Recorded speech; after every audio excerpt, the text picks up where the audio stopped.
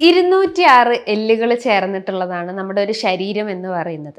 ഈ എല്ലുകൾ എന്ന് പറയുമ്പം ഒരുപാട് ഫങ്ഷൻസ് ആണ് നമ്മുടെ ശരീരത്തിൽ ചെയ്യുന്നത്. നമ്മൾ നടക്കാൻ സഹായിക്കുന്നത്, നമുക്ക് ഓടാൻ സഹായിക്കുന്നത്, ഒരു സാധനം എടുത്തു വെക്കാൻ സഹായിക്കുന്നത് എല്ലാം ഈ ഒരു നമ്മുടെ ശരീരത്തിൽ ഉണ്ടാവുന്ന ഈ ഒരു ബോണിനാണ്. അപ്പം ഈ ഒരു ബോണിൽ ഉണ്ടാവുന്ന എന്തെങ്കിലും ഒരു പ്രശ്നം ഒരു 40 കഴിഞ്ഞാലോ അല്ലെങ്കിൽ ഒരു 30 വയസ്സ് കഴിഞ്ഞ് കഴിഞ്ഞാൽ നമ്മുടെ ഈ എല്ലുകളെല്ലാം ക്ഷയിച്ചു പോകും, അല്ലെങ്കിൽ തേഞ്ഞ് തീരാറാവും. ഒരു 60 വയസ്സ് അല്ലെങ്കിൽ ഒരു 80 വയസ്സ് കഴിയുമ്പോഴേക്കും നമ്മുടെ എല്ലുകളായാലും നമ്മുടെ മസിൽസ് ആയാലും നമ്മുടെ ജോയിൻസ് ആയാലും എല്ലാത്തിനും ഒരു വീക്ക്നെസ് അനുഭവപ്പെടാം.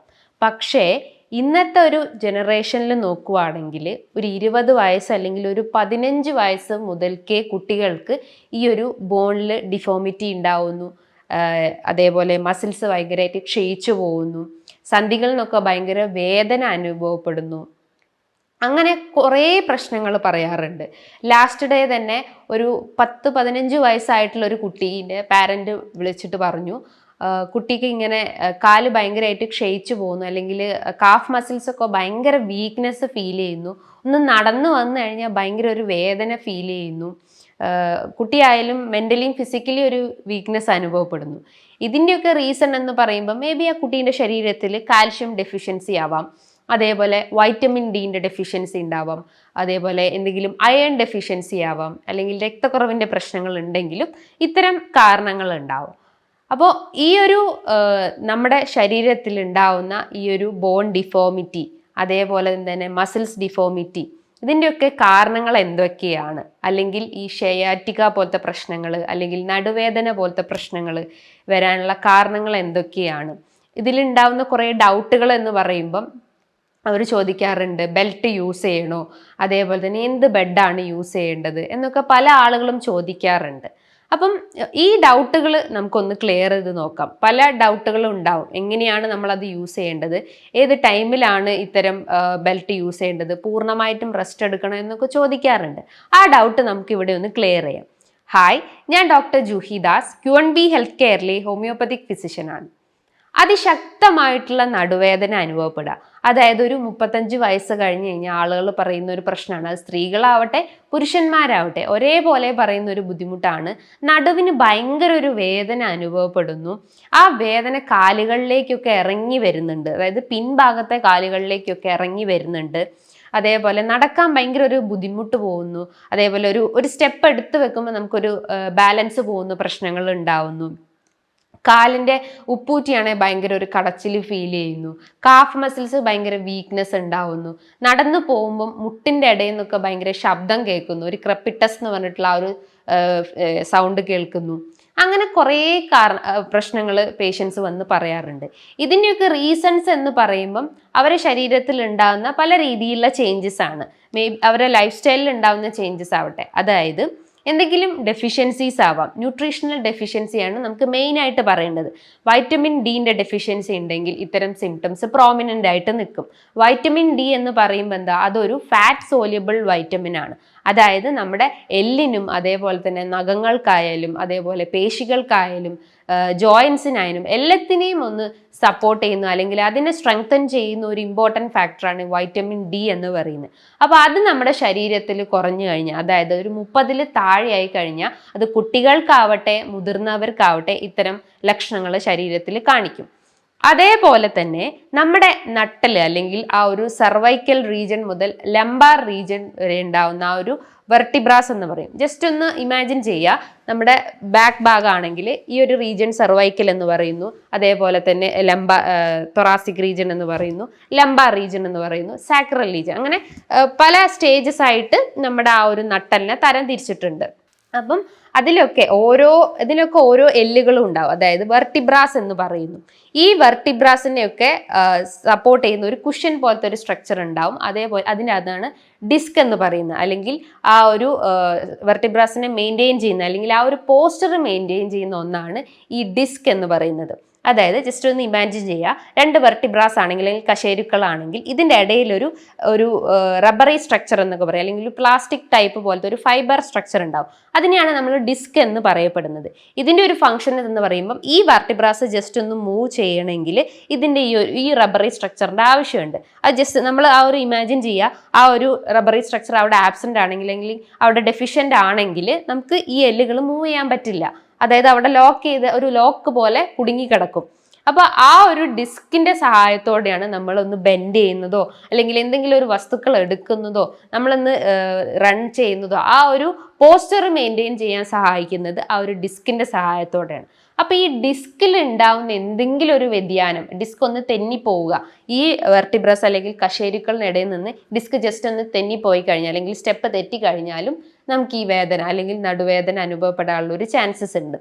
ഈ സർവൈക്കൽ ആവട്ടെ അല്ലെങ്കിൽ തൊറാസിക് റീജിയൻ ആവട്ടെ, ലംബാർ ആവട്ടെ, സാക്രൽ ആവട്ടെ, ഈ ഏത് റീജിയനിലും നമുക്ക് ഇത്തരം ഡിസ്കിന്റെ പ്രശ്നങ്ങൾ ഉണ്ടെങ്കിൽ ആ ത്രൂ ഔട്ട് നമുക്ക് നമ്മുടെ കഴുത്ത് മുതൽ നമ്മുടെ ആ ഒരു ബാക്ക് റീജിയൻ വരെ അവർക്ക് വേദന അനുഭവപ്പെടാറുണ്ട്. പക്ഷേ പല ആളുകളും പറയാറ് നടുവേദനേൻ്റെ പ്രശ്നങ്ങളാണ് എന്നാണ്. നടുവേദനയ്ക്ക് ഇതുപോലെ വേദന അനുഭവപ്പെടുന്ന അതിനെ മെഡിക്കലി പറയുക ലംബാർ സ്പോണ്ടൈലോസിസ് എന്ന് പറയുന്നു. കഴുത്തിന്റെ അവിടെ വേദന അനുഭവപ്പെടുകയാണെങ്കിൽ അതിനെ സെർവൈക്കൽ സ്പോണ്ടൈലോസിസ് എന്ന് പറയുന്നു. അതായത് ആ ഡിസ്കിൽ ഉണ്ടാവുന്ന തേയ്മാനം അല്ലെങ്കിൽ വെർട്ടിബ്രാസ് അല്ലെങ്കിൽ കശേരുകൾക്ക് ഉണ്ടാവുന്ന ഒരു തേയ്മാനം മൂലമാണ് ഇത്തരം സിംറ്റംസ് അല്ലെങ്കിൽ ഇത്തരം കണ്ടീഷൻസ് ഡെവലപ്പ് ചെയ്യുന്നത്. അതേപോലെ തന്നെയാണ് മറ്റൊരു പ്രധാനപ്പെട്ട ഒരു കാരണം എന്ന് പറഞ്ഞു കഴിഞ്ഞാൽ ഇത്തരം നടുവേദന അല്ലെങ്കിൽ കഴുത്തുവേദന വരാനുള്ള കാരണങ്ങൾ എന്ന് പറയുമ്പം നമ്മൾ കൃത്യമായിട്ട് ഒരു പോസ്റ്റർ മെയിൻറ്റെയിൻ ചെയ്തിട്ടില്ലെങ്കിൽ, നമ്മൾ എവിടെയെങ്കിലും ഒന്ന് ഇരിക്കുവാണെങ്കിൽ, ഒടിഞ്ഞു കുത്തി ഇരിക്കുവാണെങ്കിൽ നമുക്കൊരു വീക്ക്നെസ് അനുഭവപ്പെടാം, അല്ലെങ്കിൽ ഒരു വലിഞ്ഞു മുറുങ്ങുന്ന പോലെ ഒരു ഫീലിംഗ് ഉണ്ടാവും. നമ്മൾ ഒരു ഇങ്ങനെ കർവേച്ചർ പോലെ ഇരുന്ന് കഴിഞ്ഞാൽ അത് ത്രൂ ഔട്ട് അങ്ങനെ ഇരുന്ന് കഴിഞ്ഞാൽ നമുക്ക് മുതുകിനായാലും അതേപോലെ തന്നെ ബാക്ക് മസിൽസിനായാലും ഭയങ്കര ഒരു ബലക്ഷയം ഉണ്ടാവാനുള്ള ഒരു ചാൻസസ് ഉണ്ട്. അപ്പം നമ്മൾ ആ ഒരു പോസ്റ്റർ എപ്പോഴും മെയിൻറ്റെയിൻ ചെയ്യാൻ ശ്രമിക്കുക. പല രീതിയിലുള്ള ഗാഡ്ഗറ്റ്സ് നമ്മൾ യൂസ് ചെയ്യാറുണ്ട്. അതായത് മൊബൈൽ ഫോൺസ്, കമ്പ്യൂട്ടേഴ്സ്, പല ഇലക്ട്രോണിക് ഉപകരണങ്ങൾ നമ്മൾ യൂസ് ചെയ്യാറുണ്ട് ഡേ ബൈ ഡേ. അത് ത്രൂ ഔട്ട് നമ്മൾ യൂസ് ചെയ്യുമ്പം നമ്മൾ ശ്രദ്ധിക്കാറുണ്ട്, കുട്ടികളാവട്ടെ ജസ്റ്റ് മൊബൈൽ നോക്കുകയാണെങ്കിൽ അവർ ഇങ്ങനെ യൂസ് ചെയ്യുന്നത് വളരെ കുറവായിരിക്കും. അവർ ആ ഫോൺ പോസ്റ്റർ കറക്റ്റ് ആയിരിക്കും, പക്ഷേ അവർ ആ ഒരു നെക്ക് പോസ്റ്റർ ആയാലും കൈയിൻ്റെ പോസ്റ്റർ ആയാലും ഇങ്ങനെ ബെൻഡ് ചെയ്തിട്ടായിരിക്കും അവർ യൂസ് ചെയ്യുക. ഈ ഒരു ആംഗിളിലായിരിക്കും അവർ യൂസ് ചെയ്യാറുണ്ടാവുക. അപ്പോൾ അതുമൂലം അവർക്ക് വേദന അനുഭവപ്പെടാറുണ്ടാവാം. അതേപോലെ തന്നെ നിങ്ങൾ ആ ഒരു ഉറക്കത്തിൻ്റെ പൊസിഷൻ കറക്റ്റ് ആയിട്ടില്ലെങ്കിലും ഇത്തരം പ്രശ്നങ്ങൾ ഡെവലപ്പ് ചെയ്യാം. ഇപ്പം നമ്മൾ ഒരു ദിവസം ഒരു ഡേ നമ്മൾ കിടക്കുവാണെങ്കിൽ അല്ലെങ്കിൽ നൈറ്റ് ടൈമിൽ നമ്മൾ കിടന്നിട്ട് പില്ലോ ഒക്കെ വെച്ച് 2 പില്ലോ ഒക്കെ വെച്ച് യൂസ് ചെയ്യുന്നത് കിടന്ന് വിചാരിക്കുക. നെക്സ്റ്റ് ഡേ ആകുമ്പം നമുക്കൊരു നീർക്കെട്ട് പ്രശ്നങ്ങൾ ഉണ്ടാകുന്നു, കഴുത്തിന് ഒരു ഭയങ്കര ഒരു വേദന അനുഭവപ്പെടുന്നു. ചില ആളുകൾക്ക് ആ വേദന കൈകളിലേക്ക് ഇറങ്ങി വരാറുണ്ടെന്ന് പറയാറുണ്ട്. അതിൻ്റെ ഒരു റീസൺ എന്ന് പറയുമ്പം നമ്മൾ ആ ഒരു സ്ലീപ്പിംഗ് പോസ്ചർ മെയിൻറ്റെയിൻ ചെയ്തിട്ടില്ലെങ്കിൽ, 2 തലാണയൊക്കെ യൂസ് ചെയ്ത് കഴിഞ്ഞാൽ നമുക്ക് ആ ഒരു മസിൽസിന് ഒരു വേസ്റ്റിംഗ് പ്രശ്നങ്ങൾ ഉണ്ടാകുന്നു, അല്ലെങ്കിൽ മസിൽസ് സ്ട്രെങ്ത് റെഡ്യൂസ് ആവുന്ന ഒരു കംപ്ലയിൻസ് ഡെവലപ്പ് ചെയ്യാറുണ്ട്. അപ്പോൾ ആ ഒരു പോസ്ചർ ഇംപ്രോപ്പർ ആയി കഴിഞ്ഞാലും ഇത്തരം പ്രശ്നങ്ങൾ ഡെവലപ്പ് ചെയ്യാം. അതേപോലെ തന്നെ നമ്മുടെ ശരീരത്തിൽ അല്ലെങ്കിൽ നമ്മൾ എന്തെങ്കിലും പോഷകാഹാരക്കുറവുകൾ, അതായത് ഞാൻ പറഞ്ഞിട്ടുള്ള വൈറ്റമിൻ ഡെഫിഷ്യൻസിയോ അല്ലെങ്കിൽ അയൺ ഡെഫിഷ്യൻസിയോ കാൽഷ്യം ഡെഫിഷ്യൻസി മൂലമോ ഇത്തരം സിംറ്റംസ് ഡെവലപ്പ് ചെയ്യാനുള്ള ഒരു ചാൻസസ് ഉണ്ട്. അതേപോലെ തന്നെ നിങ്ങൾക്ക് എന്തെങ്കിലും അതിശക്തമായിട്ടുള്ള എന്തെങ്കിലും വെയിറ്റ് നമ്മൾ എടുത്തു കഴിഞ്ഞാൽ അല്ലെങ്കിൽ വെയിറ്റുള്ള എന്തെങ്കിലും ഒരു വസ്തു നമ്മൾ എടുത്തു കഴിഞ്ഞാലും നമുക്ക് നടുവിനൊരു വേദന അനുഭവപ്പെടാം. അപ്പം നമ്മൾ വെയിറ്റ് എടുക്കുമ്പോൾ ശ്രദ്ധിക്കേണ്ട ഒരു കാര്യം എന്ന് പറഞ്ഞാൽ നമ്മൾ ആ ഒരു പ്രഷർ എപ്പോഴും ബാക്ക് റീജിയനിലോട്ടേക്ക് കൊടുക്കുന്നതിന് പകരം ഈക്വലി അത് ഡിവൈഡ് ചെയ്യാൻ ശ്രമിക്കുക.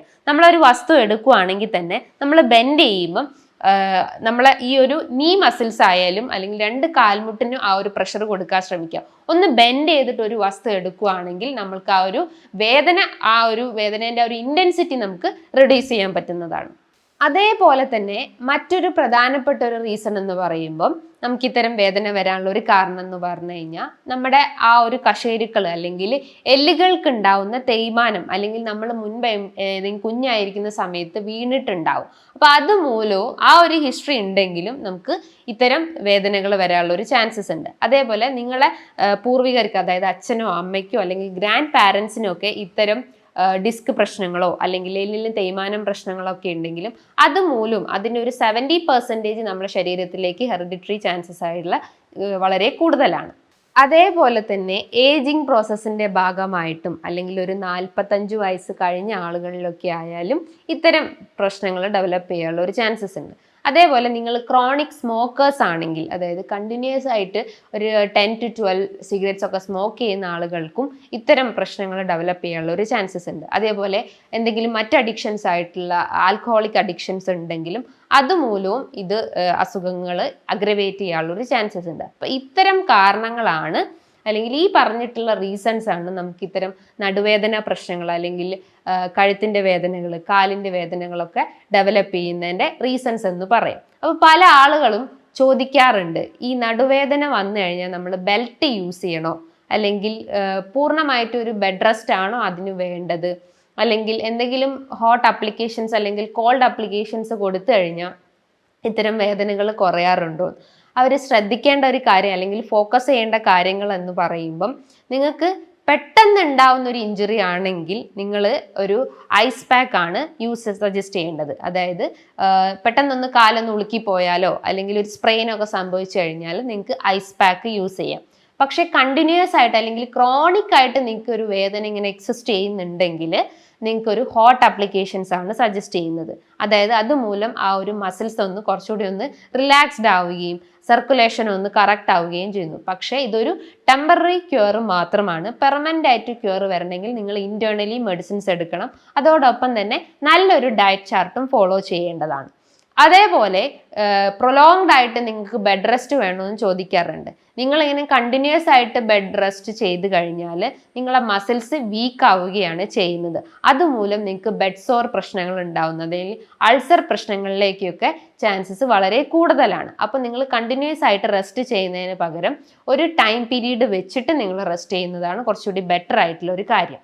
അതേപോലെ തന്നെ നിങ്ങൾക്ക് ബെൽറ്റ് യൂസ് ചെയ്യാമോ എന്ന് ചോദിക്കാറുണ്ട് പല ആളുകളും. അപ്പോൾ ബെൽറ്റ് യൂസ് ചെയ്യേണ്ട ആളുകൾ എന്ന് പറയുമ്പം നിങ്ങൾക്ക് എന്തെങ്കിലും ഡിസ്ക് തെന്നിപ്പോയ ആളുകൾ, അല്ലെങ്കിൽ എന്തെങ്കിലും ഫ്രാക്ചർ പ്രശ്നങ്ങളുള്ള ആളുകൾ, അല്ലെങ്കിൽ ഡിസ്ക് ജസ്റ്റ് ഒന്ന് തെറ്റിപ്പോയിട്ടുള്ള ആളുകളൊക്കെ ആണെങ്കിൽ അവർക്ക് ഈ ഒരു ബെൽറ്റ് യൂസ് ചെയ്യാം. പക്ഷെ അത് കണ്ടിന്യൂസ് ആയിട്ട് യൂസ് ചെയ്യരുത്. ഒരു ടൈം പീരീഡ് കഴിഞ്ഞ് നിങ്ങൾ അത് റിലീസ് ചെയ്യേണ്ടതാണ്.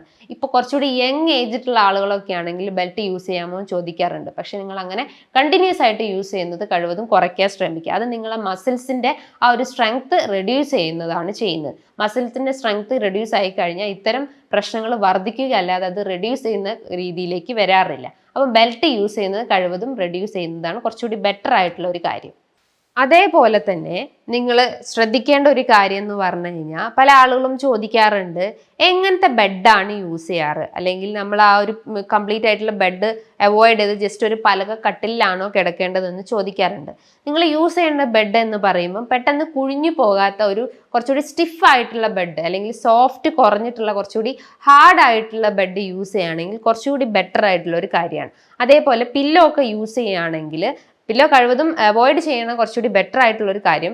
പില്ലോ അത്രയും ഒഴിവാക്കാൻ പറ്റാത്ത ആളുകളാണെങ്കിൽ നിങ്ങൾ യൂസ് ചെയ്യേണ്ട ഒരു മെത്തേഡ് എന്ന് പറഞ്ഞു കഴിഞ്ഞാൽ, പില്ലോ എടുക്കുകയാണെങ്കിൽ തന്നെ ഈ കഴുത്തിൻ്റെ തൊട്ട് താഴെ വെക്കുന്നതിന് പകരം നമ്മുടെ ഈ ഒരു ഷോൾഡർ റീജിയണും നെക്ക് റീജിയൻ്റെയും കുറച്ചുകൂടി സെൻറ്റർ ആയിട്ട് നമ്മളെ കഴുത്ത് ആ ഒരു പില്ലോനേക്കാളും പുറത്തോട്ട് ചാടി നിൽക്കുന്ന രീതിയിൽ നിങ്ങൾ പില്ലോ യൂസ് ചെയ്യുകയാണെങ്കിൽ നിങ്ങൾക്ക് സെർവൈക്കൽ സ്പോണ്ടൈലോസിസിൻ്റെ പ്രശ്നങ്ങൾ ഉണ്ടെങ്കിൽ അതിന് നമുക്കൊരു ടെമ്പററി ആ ഒരു പെയിൻ റെഡ്യൂസ് ചെയ്യാൻ പറ്റുന്നതാണ്. മറ്റൊരു കാര്യം എന്ന് പറഞ്ഞു കഴിഞ്ഞാൽ, നിങ്ങൾക്ക് എന്തെങ്കിലും എക്സസൈസ് ചെയ്യാൻ പറ്റുമോ, അല്ലെങ്കിൽ ഇങ്ങനെ ഡിസ്ക് തെറ്റി കിടക്കുന്ന ആളുകൾക്കൊക്കെ എക്സസൈസ് ചെയ്യാൻ പറ്റുമോ എന്ന് ചോദിക്കാറുണ്ട്. നിങ്ങൾക്ക് എക്സസൈസ് ചെയ്യുന്നതുകൊണ്ട് പ്രശ്നമില്ല, പക്ഷെ ഒരു ഹാർഡ് എക്സസൈസ് ചെയ്യരുത്. ഒരു സ്ട്രെച്ചിങ് എക്സസൈസോ അല്ലെങ്കിൽ കുറച്ചുകൂടി മൈൽഡ് ആയിട്ടുള്ള രീതിയിലുള്ള എന്തെങ്കിലും ഒരു എക്സസൈസ് ചെയ്ത് കഴിഞ്ഞാൽ അത്തരം പെയിനുകളെ നമുക്ക് ഒരു ടെമ്പററി ആയിട്ട് റെഡ്യൂസ് ചെയ്യുന്നതാണ്. അതേപോലെ നിങ്ങൾ ശ്രദ്ധിക്കേണ്ട കുറച്ച് കാര്യങ്ങൾ എന്ന് പറയുമ്പം, നിങ്ങൾക്ക് ഇത്തരം വേദനകളോടൊപ്പം തന്നെ അതിശക്തമായിട്ടുള്ള പനി അനുഭവപ്പെടുന്നു, അത് രാത്രി കാലങ്ങളിൽ വർദ്ധിച്ചു വരുന്നു, അതേപോലെ വെയിറ്റ് കുറഞ്ഞു പോകുന്നു, ശരീരമാസകല ഒരു വീക്ക്നെസ് പ്രശ്നങ്ങൾ ഉണ്ടാവുന്നു, ഒരു വിറയലിൻ്റെ പ്രശ്നങ്ങളുണ്ട്, അതേപോലെ നിങ്ങൾക്ക് യൂറിനറി സിംറ്റംസ് ആയിട്ടുള്ള, അതേപോലെ മലം ഇങ്ങനെ കൃത്യമായിട്ട് പോകാത്തൊരവസ്ഥ വരുന്നു, യൂറിൻ ഇങ്ങനെ കണ്ടിന്യൂസ് ആയിട്ട് പോയിക്കൊണ്ടിരിക്കുന്നു, അല്ലെങ്കിൽ ബ്ലാഡർ ഡിസ്ഫങ്ഷൻ കാരണം രാത്രി കാലങ്ങളിൽ ഇങ്ങനെ ഇടയ്ക്കിടയ്ക്ക് ടോയ്ലറ്റിൽ പോകേണ്ട പ്രശ്നങ്ങൾ ഉണ്ടാവുന്നു, അതേപോലെ തലയ്ക്കൊരു ഗിഡിനെസ് പോലെ അല്ലെങ്കിൽ തല കറങ്ങുന്ന പോലത്തെ പ്രശ്നങ്ങൾ ഉണ്ടാവുന്നു, അതേപോലെ മലദ്വാരത്തിന് ചുറ്റും ഒരു സെൻസേഷൻ ഇല്ലാത്തൊരവസ്ഥ, അല്ലെങ്കിൽ നമുക്ക് മോഷൻ ഒന്നും കൃത്യമായിട്ട് പോകാൻ പറ്റാത്തൊരവസ്ഥകളൊക്കെ വരുവാണെങ്കിൽ നിങ്ങൾ ശ്രദ്ധിക്കേണ്ട കാര്യമാണ്. ഇത് കുറച്ചുകൂടി കോംപ്ലിക്കേറ്റഡ് സ്റ്റേജിലോട്ട് പോയിട്ടുണ്ട്, അല്ലെങ്കിൽ ഒരു ന്യൂറോപ്പതി സ്റ്റേജിലോട്ട് പോയിട്ടുണ്ടെന്ന് നമുക്ക് മനസ്സിലാക്കാം. അപ്പം അങ്ങനത്തെ സിംറ്റംസ് നിങ്ങൾ ഈ ഒരു മെയിൻ സിംറ്റംസിനോടൊപ്പം കാണിക്കുകയാണെങ്കിൽ നിങ്ങൾ തീർച്ചയായിട്ടും ഒരു ഡോക്ടറെ നിർദ്ദേശം സ്വീകരിക്കേണ്ടതാണ്. ശരീരത്തിൻ്റെ നീർക്കെട്ട് കുറയ്ക്കുന്ന ഭക്ഷണങ്ങളാണ് നിങ്ങൾ മെയിനായിട്ട് ശ്രദ്ധിക്കേണ്ടത്. നീർക്കെട്ട് കുറയ്ക്കുക എന്ന് പറയുമ്പം anti inflammatory food items follow ചെയ്യാൻ ശ്രമിക്കുക. omega-3 ഫാറ്റി ആസിഡ്സ് എടുക്കാൻ ശ്രമിക്കുക. അതായത് പോളി അൺസാച്ചുറേറ്റഡ് ഫാറ്റി ആസിഡ്സിൽ വരുന്ന ഒരു മെയിൻ ഇൻഗ്രീഡിയൻ്റ് ആണ് omega-3 ഫാറ്റി ആസിഡ്സ്. അപ്പോൾ അത് നിങ്ങൾ ഡയറ്റിൽ ഉൾപ്പെടുത്താൻ ശ്രമിക്കുക. അതായത് കോട്ട് ലിവർ ക്യാപ്സ്യൂള്, അതേപോലെ മീനെണ്ണ, മത്സ്യങ്ങളിൽ കാണപ്പെടുന്നുണ്ട്, ധാന്യങ്ങളിൽ, നട്ട്സിലൊക്കെ ഇത്തരം omega-3 ഫാറ്റി ആസിഡ്സ് അടങ്ങിയിട്ടുണ്ട്. അപ്പോൾ അത് നിങ്ങളെ ഡയറ്റിൽ ഉൾപ്പെടുത്താൻ ശ്രമിക്കുക. അതോടൊപ്പം തന്നെ നല്ല രീതിയിൽ എക്സസൈസ് മെയിൻറ്റെയിൻ ചെയ്യാൻ ശ്രമിക്കുക. അതായത് ഞാൻ നേരത്തെ പറഞ്ഞിട്ടുള്ള ഒരു മൈൽഡ് ആയിട്ടുള്ള അല്ലെങ്കിൽ ഒരു മോഡറേറ്റ് ആയിട്ടുള്ള എക്സസൈസ് മെയിൻറ്റെയിൻ ചെയ്യാൻ ശ്രമിക്കുക. നല്ല രീതിയിൽ ജലാംശം മെയിൻറ്റെയിൻ ചെയ്യാൻ ശ്രമിക്കുക. നമ്മുടെ ശരീരത്തിൽ എപ്പോഴും ആ ഒരു വാട്ടർ ബാലൻസ് മെയിൻറ്റെയിൻ ചെയ്യാൻ ശ്രമിക്കുക. ഡെയിലി ഒരു 10 to 12 ഗ്ലാസ് വെള്ളം കുടിക്കാൻ ശ്രമിക്കുക. അതേപോലെ തന്നെ നിങ്ങൾക്ക് ഡെയിലി ബദാം, വാൽനട്ട്, പിസ്ത പോലത്തെ എന്തെങ്കിലും ഒരു നട്ട്സ് ഐറ്റംസ് എടുക്കേണ്ടതാണ്. അതായത് 1 or 2 എടുക്കാൻ പറ്റുന്നതാണ്. അത് അങ്ങനെ ചെയ്യുമ്പം നമുക്ക് എന്തെങ്കിലും പ്രശ്നങ്ങൾ അല്ലെങ്കിൽ ഇൻഫ്ലമേറ്ററി ചേഞ്ചസ് ഒക്കെ ഉണ്ടെങ്കിൽ അതിനെ കുറയ്ക്കാൻ പറ്റുന്നതാണ്. അതേപോലെ ഗ്രീൻ ടീ നിങ്ങൾക്ക് ഫോളോ ചെയ്യുന്നത് ഏറ്റവും ഇമ്പോർട്ടൻ്റ് ആയിട്ടുള്ള ഒരു കാര്യമാണ്. നിങ്ങൾ ഡെയിലി പഞ്ചസാര ഇട്ടിട്ട് ചായ കുടിക്കുന്നതിന് പകരം നിങ്ങൾ വിത്തൗട്ട് ഷുഗർ ഈ ഗ്രീൻ ടീ കുടിക്കുകയാണെങ്കിൽ ഇത്തരം ഇൻഫ്ലമേറ്ററി ചേഞ്ചസ് ഉണ്ടെങ്കിൽ അതിനെ റെഡ്യൂസ് ചെയ്യുന്ന ഒരു മെയിൻ ഇൻഗ്രീഡിയൻ്റ് ആണ് ഈ ഗ്രീൻ ടീ എന്ന് പറയുന്നത്. അപ്പോൾ ഈ കാര്യങ്ങളൊക്കെ നിങ്ങളൊന്ന് ശ്രദ്ധിച്ച് കഴിഞ്ഞാൽ നിങ്ങൾക്ക് ഇത്തരം പ്രശ്നങ്ങളെ നമുക്ക് പൂർണ്ണമായിട്ടും റെഡ്യൂസ് ചെയ്യാൻ പറ്റുന്നതാണ്. ഹോമിയോപ്പതിയിൽ ഇത്തരം നടുവേദന പ്രശ്നങ്ങൾക്ക് ഒരുപാട് മെഡിസിൻസ് അവൈലബിൾ ആണ്. അർണിക്ക, റെസ്റ്റോക്സ്, അതേപോലെ തന്നെ ബെല്ലിസ്പെർനിസ്, ലെക്കനാന്തസ് പോലത്തെ ഒരുപാട് മെഡിസിൻസ് അവൈലബിൾ ആണ്. അപ്പോൾ ഓരോ പേഷ്യൻസിൻ്റെ സിംറ്റംസിനനുസരിച്ച് ഞങ്ങൾ ഓരോ രീതിയിലുള്ള മെഡിസിൻസ് കൊടുക്കുന്നതാണ്. അതിൽ നിന്നും അവർക്കൊരു പെർമനൻറ്റ് ക്യൂറും ലഭിച്ചിട്ടുണ്ട്. ഇനി ഇതുമായി ബന്ധപ്പെട്ട് നിങ്ങൾക്ക് എന്തെങ്കിലും സംശയങ്ങൾ ഉണ്ടെങ്കിൽ നിങ്ങൾക്ക് താഴെ കാണുന്ന നമ്പറിൽ കോൺടാക്റ്റ് ചെയ്യാവുന്നതാണ്. നല്ലൊരു ഹെൽത്ത് ടോപ്പിക്കുമായി വീണ്ടും കാണാം. താങ്ക്